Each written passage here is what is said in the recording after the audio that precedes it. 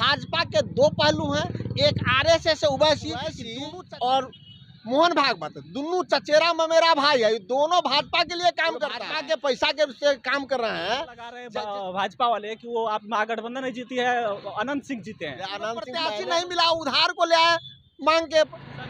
गोपालगंज उपचुनाव का परिणाम आया और फिर उसके बाद से महागठबंधन के नेताओं की तरफ से ये भुनाए जाने लगा कि हम वो सीट जहां 30-35 हज़ार वोटों के मार्जिन से हारते थे, अब तो 2100 के मार्जिन से हारे हैं। लेकिन वही सोशल मीडिया पर इस बात की चर्चा होने लगी कि गोपालगंज उपचुनाव का ये जो नतीजा है ये तेजस्वी के लिए 25 या 24 के लिए खतरे की घंटी है। आखिर क्यों?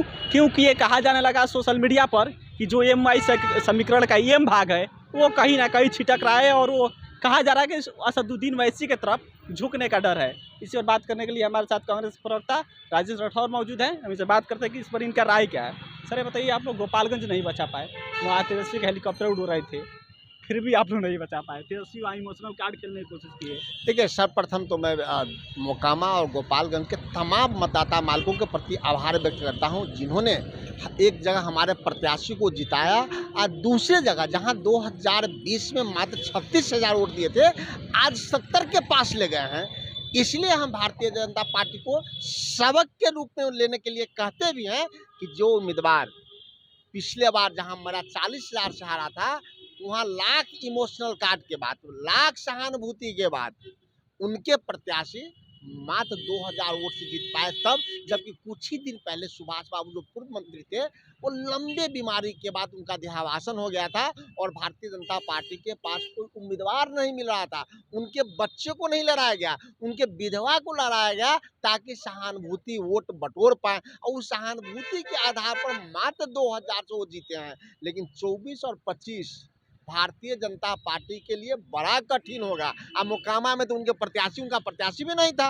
ललन सिंह भारतीय जनता पत्नी किसकी प्रत्याशी थी? अच्छा, ललन सिंह भाजपा का कैडर है। अभी ईमानदारी पूर्वक बताइए, भाजपा राम मंदिर के बात करता है, राम के मंदिर में जाकर कसम खाएगा कि ललन सिंह जी या उनकी धर्मपत्नी भाजपा के कैडर है, उनको प्रत्याशी नहीं मिला, उधार को ले आए मांग के। सर तो यही बात तो आरोप वो लगा रहे भाजपा वाले कि वो आप महागठबंधन नहीं जीती है, अनंत सिंह जीते हैं। अनंत सिंह लगातार महागठबंधन के एमएलए रहे हैं।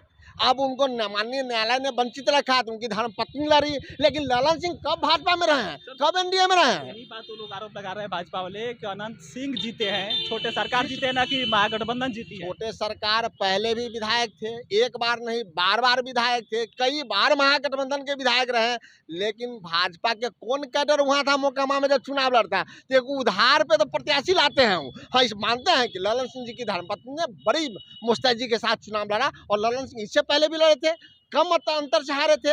इस बात उनकी धर्मपत्नी ज्यादा अंतर से हार गई है।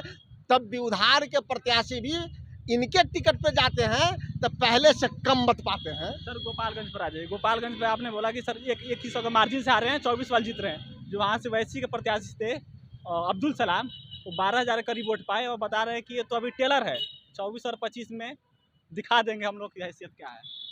24 और 25 में आपको कहीं नहीं लगता है कि ये छिटक रहा है आप लोग से? मैं आपके सवाल का स्वागत करते हुए जवाब देना चाहता हूं कि कहीं दो राय नहीं है कि ओवैसी के प्रत्याशी नहीं होते तो हमारे प्रत्याशी 2000 वोटों से चुनाव नहीं हारते। तो नई बात क्या है, आपको नहीं पता है? फिर आप आरोप लगा रहे हैं कि ओवैसी नहीं होते तो आपको नहीं पता है कि ओवैसी और आरएसएस एक है। भाजपा के दो पहलू हैं, एक आरएसएस ओवैसी, ये दोनों चचेरा में मेरा भाई है। ओवैसी और मोहन भागवत, दोनों चचेरा में मेरा भाई है। ये दोनों भाजपा के लिए काम करता है।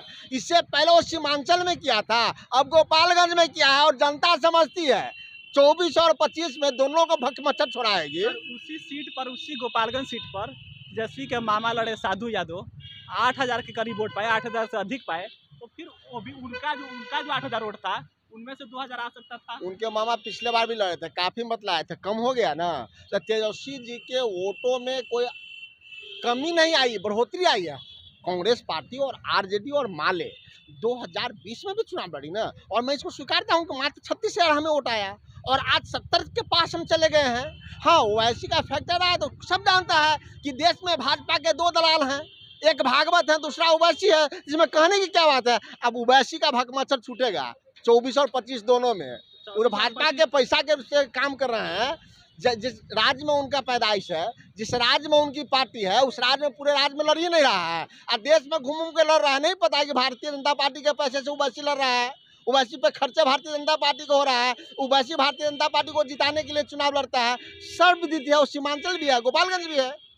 परंतु महागठबंधन के वोटों में इतना इजाफा दो साल के अंदर, 2 साल भी नहीं हुआ है कि जहां पिछले बार 36,000 वोट मिला और यहाँ इस बार हम 70 के पास चले गए। ये सबक भारतीय जनता पार्टी के लिए है। वोटों में इजाफा जरूर हुआ है, 36 से आप लोग 70-68 पहुंचे, लेकिन सर एम की जो बात है, जो एम वाई समीकरण की बात होती है, उसमें से एम छिटक रहा है कि नहीं, इस पर सवाल है। समीकरण पर भारतीय जनता पार्टी चुनाव लड़के, हम A to Z पे लड़ते हैं और A to Z की बात करते हैं, सबकी बात करते हैं, सर्वांगीण विकास की बात करते हैं।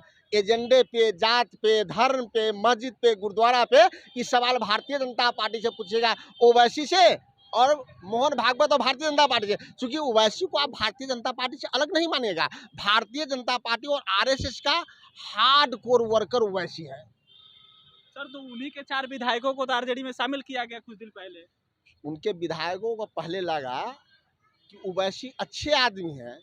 जब चुनाव जीते, ओवैसी के संपर्क में गए, तब उनको पता चला कि तब RSS से भी ज्यादा बड़ा हार्ड कोर भाजपा के वर्कर है।